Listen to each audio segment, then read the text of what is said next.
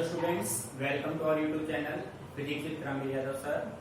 So students, now we discuss about 11th Physics Unit 1st Physical World and its measurement.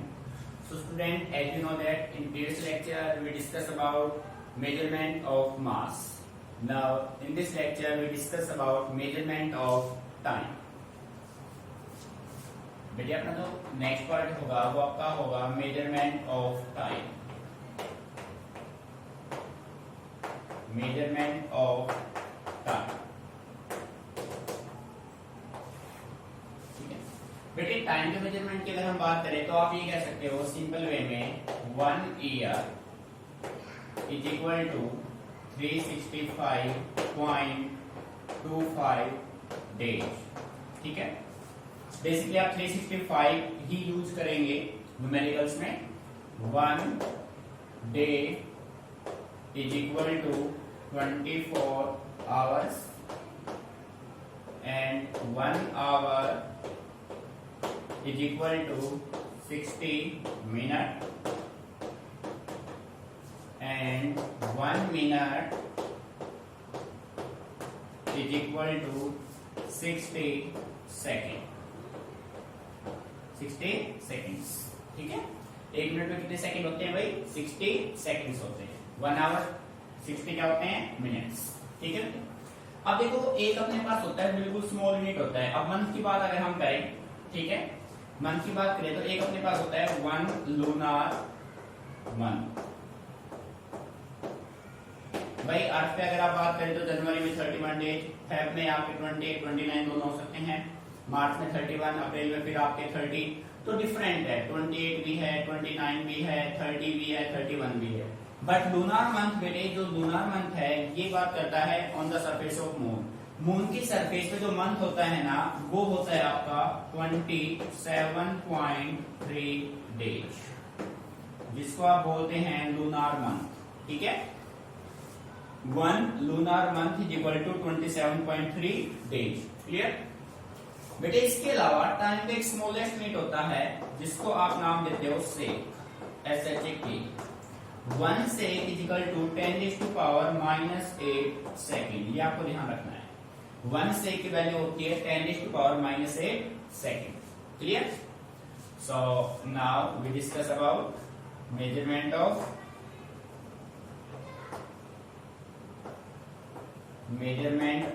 Pressure. भाई अपने basic हो चुके हैं, मास हो गया, लेंथ हो गया, टाइम हो गया. अब हम कुछ एक्स्ट्रा की बात करते हैं, मेजरमेंट ऑफ प्रेशर. ठीक है, मेजरमेंट ऑफ प्रेशर. बेटे प्रेशर में एक अपने पास होता है 1 एटमॉस्फेयर, जिसको 1 ATM आप लिखते हो. एटमॉस्फेयर, 1 एटमॉस्फेयर या एटमॉस्फेरिक प्रेशर. बेटे 1 एटमॉस्फेरिक प्रेशर और 1 बार जो होता है वो दोनों ही इक्वल होते हैं 1.01 into 10⁵ pascal. 10⁵ pascal. Pascal is the SI unit of pressure. Clear? 1 atmospheric pressure is equal to 1 bar is equal to 1.01 into 10⁵ pascal. और इन दोनों की डाटा को आप ये भी कह सकते हो 760 mm ऑफ Hg. देखो इसके बारे में डीपली स्टडी आप करोगे. आपका यूनिट नंबर 7 है bulk properties of matter and radiation. ठीक है, हाइड्रोस्टैटिक में आप इसकी बात करोगे. बेटे ये एक एक्सपेरिमेंटल वैल्यू है. जो एटमॉस्फेरिक का प्रेशर एक्सर्ट होता है 10⁵ पास्कल का. एक साइंटिस्ट था टोरिस लीव ने मर्करी कॉलम में एक सिंपल एक्सपेरिमेंट से परफॉर्म किया था कि जो 1 एटमॉस्फेरिक प्रेशर है वो 1 बार के इक्वल होता है और उसका न्यूमेरिकल वैल्यू होता है 1.01 इंटू 10⁵ पास्कल. ये जो 760 mm ऑफ Hg है ये उस मर्करी कॉलम का हाइट था. ठीक है, और आप इसको कह सकते हो 760 टोरर भी आप इसको कह सकते हो 760 टोरर. ये सभी प्रेशर के यूनिट. ठीक है, इसके अलावा अब हम बात कर देते हैं measurement of area. Measurement of area. ठीक है बेटे, एरिया की विषय की हम बात करें तो हम ये कह सकते हैं एक होता है अपने पास एकर ACRE. 1 एकड़ की अगर हम बात करें तो उसमें होते हैं 4047 मीटर स्क्वायर। एक अपने पास होता है 1 hectare. 1 hectare is equal to 10⁴ metre square. ठीक है बेटे, इसके बाद अगर हम बात करें तो अपने पास जो इसका स्मॉलेस्ट यूनिट है वो अपने पास होता है bar, BARN। 1 bar is equal to 10⁻⁻28 metre square. ये डाटा कुछ इंपॉर्टेंट है आपका, ठीक है। 1 बार आपका यूज हो सकता है न्यूमेरिकल में, 1 बार 10⁻⁻28 मीटर स्क्वायर। यहाँ पे एटमॉस्फेरिक प्रेशर काफी इंपॉर्टेंट है, यहाँ पे सेक लूनार वन, और ये तो न्यूमेरिकल में आप यूज करेंगे ही, ठीक है। सो आपका मेजरमेंट हो गया मास का, लेंथ का, टाइम का, ठीक है, प्रेशर और area.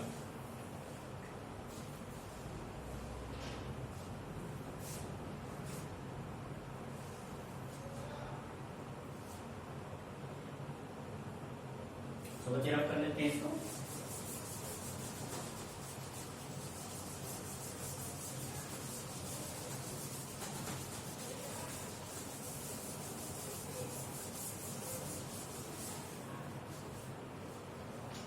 So students, now we discuss about advantages of SI system of unit। देखो आपने जब सिस्टम ऑफ यूनिट की बात की तो आपके पास बेसिकली 3 टाइप्स बने। एक आपका बना FPS, सेकंड आपके पास बना CGS, फिर आपके पास बना MKS। फिर हमने MKS को मॉडिफाई किया, मॉडिफाई बना के हमने उसको बना दिया SI। और हमें पता है SI को डिजाइन कौन करता है, general conference on weight and measure 1971 में इसको डिजाइन किया गया था, ठीक है। तो बेटे अब बात करते हैं जो SI सिस्टम है वो हमने यूज क्यों किया, उसके क्या क्या एडवांटेजेस हैं, क्लियर। सो नेक्स्ट टॉपिक अपना होगा, नेक्स्ट टॉपिक है अपना एडवांटेजेस ऑफ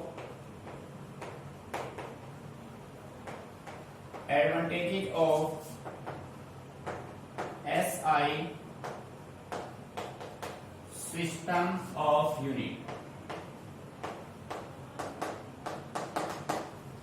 देखो भाई एडवांटेज की आप बात कर रहे हैं, किसके एडवांटेज आपको चाहिए, SI सिस्टम जो आपने यूज किया है ना उसके क्या क्या एडवांटेजेस हैं, ठीक है।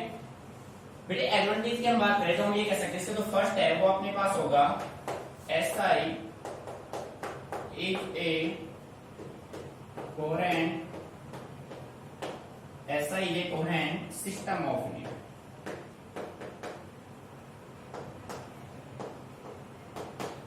SI is A coherent system. देखो ये कैसा सिस्टम है, कोहेरेंट सिस्टम है।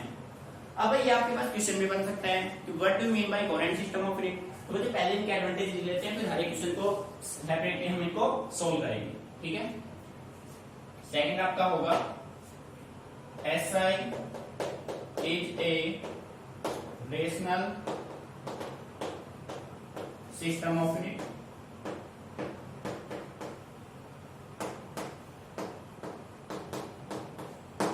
रेशनल, अब देखो रेशनल क्या है, ये भी अपने आप में इक्वेशन बन जाएगा। Number 3 SI is an absolute system of unit.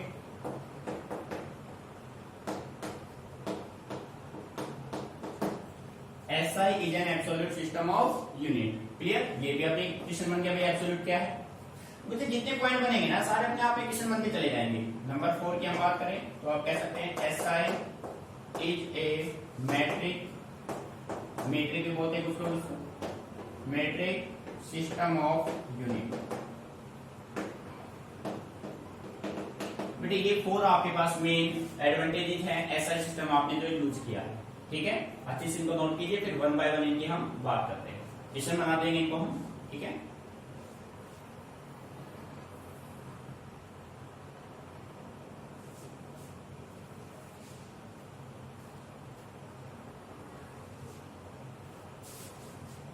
रब कर देते हैं इसको।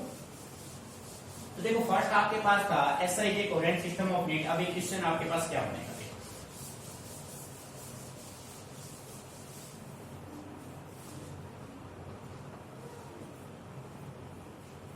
बेटे क्वेश्चन आपने बनाया what do you mean by, ये क्वेश्चन इंपोर्टेंट है, माइंड में रखना भाई। What do you mean by mean by coherent system of unit.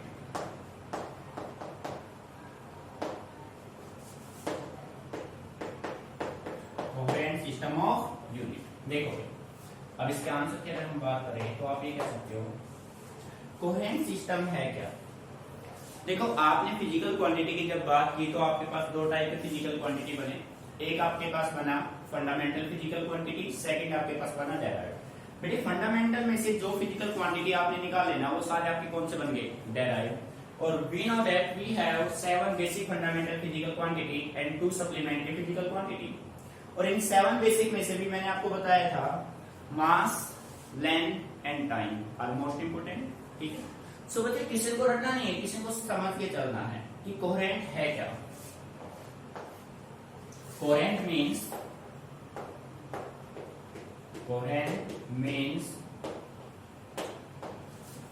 the system, और सिस्टम कौन सा भाई, SI. Coherent means the system based upon certain sets of fundamental units from which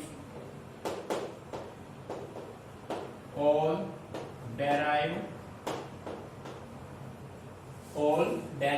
units are obtained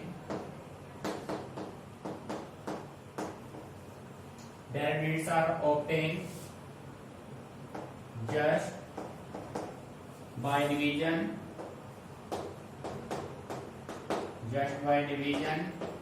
or multiplication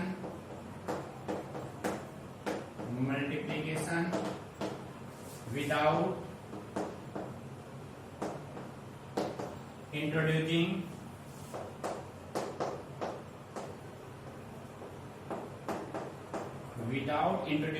any numerical factor। देखो बच्चे ध्यान से, भाई coherent का मीनिंग क्या है, कोहेरेंट सिस्टम है क्या। हम कहते हैं कि coherent means the system based upon certain set of fundamental units. एक सेट है, किसका सेट है भाई, ये एक फंडामेंटल यूनिट का एक सेट है जिससे फ्रॉम विच ऑल डेराइव्ड, जितने भी डेराइव्ड यूनिट्स है उसको आपने ऑब्टेन किया है। All derived units are obtain just by division और मल्टीप्लिकेशन। आपने डिवीजन भी किया, आपने मल्टीप्लिकेशन भी किया, but without introducing any numerical factor. बेटे मेन फंडा ये है, लैंग्वेज को समझिए। ये कह रहा है आपके पास कुछ फंडामेंटल फिजिकल क्वांटिटी थे, आपने उन फंडामेंटल फिजिकल क्वांटिटी से कुछ डेराइव्ड यूनिट्स निकाले, कुछ यूनिट्स को आपने डेराइव से किया। जब आप फंडामेंटल से डेराइव्ड निकाल रहे हैं तो आपने किसी भी न्यूमेरिकल फैक्टर का यूज नहीं किया है। अगर नहीं किया है तो सिस्टम आपका कौन सा होगा, कोहेरेंट। तो सिस्टम कौन सा बन जाएगा भाई, कोहेरेंट। अब एग्जांपल से समझते हैं बच्चे। फॉर एग्जांपल देखो बच्चे, मान लो अगर हम बात करें, जैसे हम बात कर लेते हैं एरिया। ठीक है बेटे, एरिया का फॉर्मूला होता है length into breadth, length into breadth. अब लेंथ का मेजरमेंट क्या होगा, L, ब्रेथ का मेजरमेंट क्या होगा, B, और B को भी किससे रिप्रेजेंट करोगे, L से। तो एरिया किसके बराबर हो जाएगा, L2 के। क्या इसमें आप ये बताइए कोई भी न्यूमेरिकल फैक्टर आपने यूज किया, जैसे कि मैथमेटिकल डाटा 10, 20, 5, 6, 1, 2, ऐसा कुछ यूज किया आपने, कुछ यूज नहीं किया। ये तो मतलब नहीं कि इसका पावर बनेगा। ठीक है, मतलब आपने यहाँ पे कोई भी 2 से मल्टीप्लाई किया हो, 5 से किया हो, 10 से किया हो, किसी से मल्टीप्लाई आपने नहीं किया है। सेकेंडली ये तो हो गया मल्टीप्लिकेशन का कंसेप्ट। अब डिवीजन की बात करते हैं। सेकेंड एग्जांपल आप ले लीजिए डेंसिटी का। बेटे डेंसिटी आपका होता है mass upon volume. Density equal to mass by volume. Mass का सिंबल m हो जाएगा, वॉल्यूम आपका length into breadth into height, m upon length का मेजरमेंट L, ब्रेड्थ का भी L और हाइट का भी क्या होगा L। क्योंकि आपके पास 3 डाटा है ml और t। अब इसको जब आप सोल्व करेंगे ना तो ये आपका बनेगा m1, l की पावर कितने हैं 3 और ऊपर तक क्या हो जाएगा माइनस। यानी कि इसमें भी आपने कोई न्यूमेरिकल फैक्टर यूज नहीं किया है, बस आपने क्या किया इसको डिवाइड किया, यहाँ पे आपने डिवीजन किया है। पर फर्स्ट में आपने मल्टीप्लिकेशन, आपने कहीं भी हाँ इसके आगे कोई भी डाटा मैथमेटिकल डाटा यूज नहीं किया है। तो ये जो सिस्टम होगा बच्चे, ये कौन सा सिस्टम होगा, ये आपका कोहेरेंट सिस्टम ऑफ यूनिट होगा। क्लियर बच्चे, काफी इंपोर्टेंट क्वेश्चन है, माइंड में रखना इसको।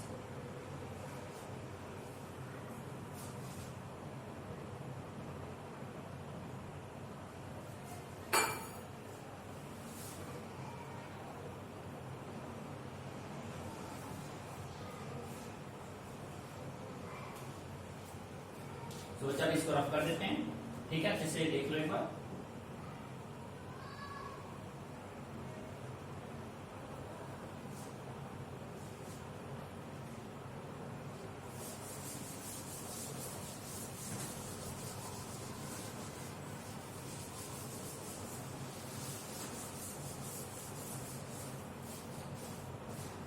तो बच्चे आपका जो सेकंड क्वेश्चन है वो आपका ये बनता है, सेकंड क्वेश्चन की अगर हम बात करें तो वो आपका होगा what do you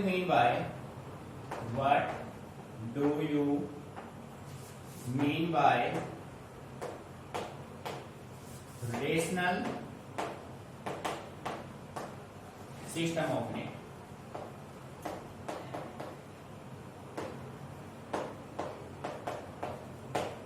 what do you mean by rational system of unit. भाई आपका रेशनल सिस्टम होता क्या है, रेशनल का मीनिंग क्या है, आंसर की बात करते हैं। Rational means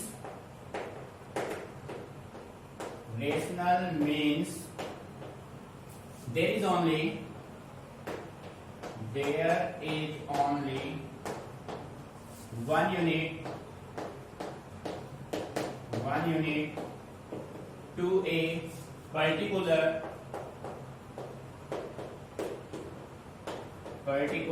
physical quantity।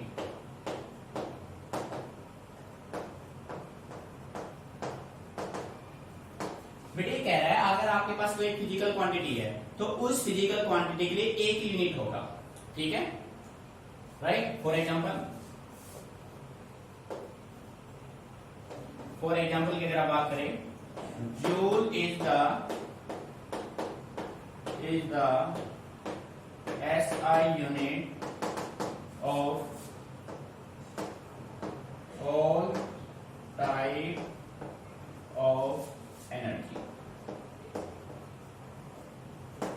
बेटे आप जब SI की बात करेंगे आपके पास कोई भी टाइप एनर्जी का, चाहे आपके पास काइनेटिक एनर्जी, पोटेंशियल एनर्जी जो कि मैकेनिकल एनर्जी के ही टाइप हैं, सरफेस एनर्जी, हीट एनर्जी, कोई भी एनर्जी हो, अगर आप उसके SI यूनिट की बात करते हैं ना तो उसका SI यूनिट आपका क्या रहेगा सभी का, joule. Joule is the SI unit of all types of energy, right. But ये जो प्रोसेस है ना, but it is not so in other system of unit. बेटे सभी एनर्जी के आपके पास कितने भी टाइप है उनका एक यूनिट होगा, जूल होगा। ये ओनली किसमें पॉसिबल है, SI में। बाकी अदर सिस्टम जो है ना उनमें ये सब पॉसिबल नहीं है। जैसे कि हम बात कर लेते हैं, इसी को आप SI से निकाल के किसमें ले आओ, इसको आप MKS में ले आओ। यहां पे आप बात कर सकते हो इन MKS सिस्टम ऑफ यूनिट। बेटे MKS सिस्टम ऑफ यूनिट में मैकेनिकल एनर्जी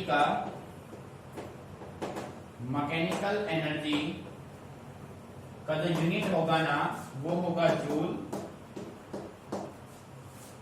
हीट एनर्जी का जो यूनिट होगा वो आपका होगा कैलोरी,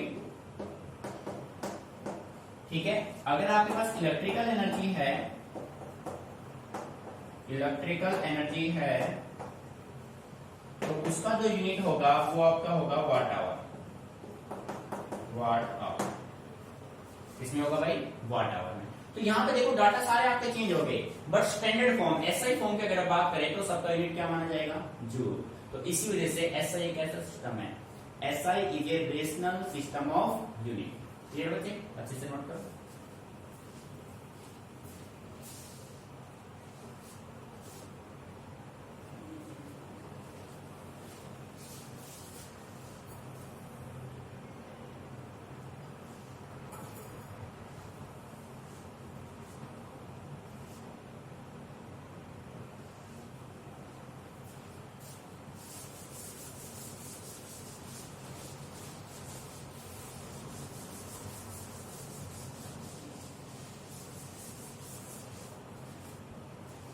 सो स्टूडेंट्स, नेक्स्ट अपने पास नेक्स्ट क्वेश्चन आपका बनता है, what do you mean by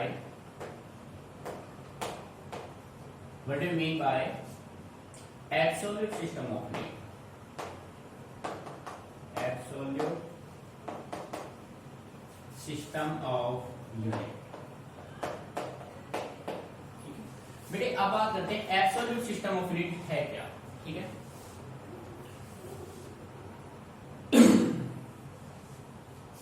देखो एब्सोल्यूट का मतलब आपका ये होगा कि there are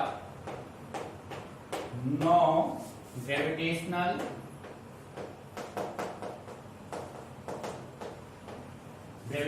units on the system.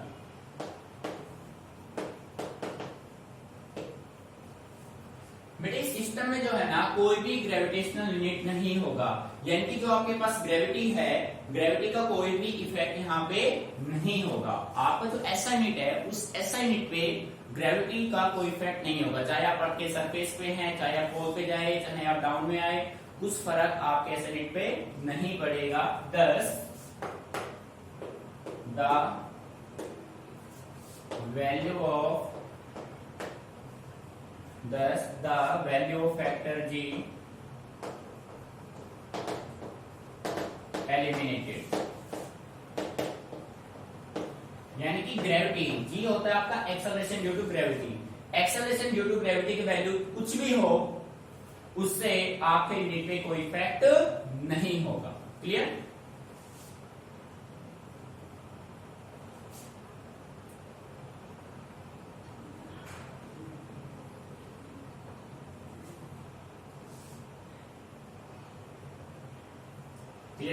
बेटे नेक्स्ट आपका फोर्थ पॉइंट आपका था, हमने कहा था SI is a matric system of unit. Matric system क्या होता है? सो नेक्स्ट क्वेश्चन आपका बनेगा, what do you mean by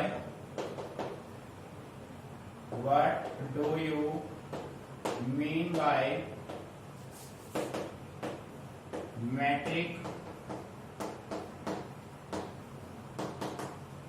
system of unit. Matric system आपका क्या है? ठीक, मैट्रिक मीन्स होगा क्या? मैट्रिक मीन्स मतलब पावर ऑफ 10। मैट्रिक मीन्स क्या होता है भाई? 10। तो आप ये कह सकते हो, आंसर में हम बात करते हैं matric system means the multiples and सब मल्टीपल्स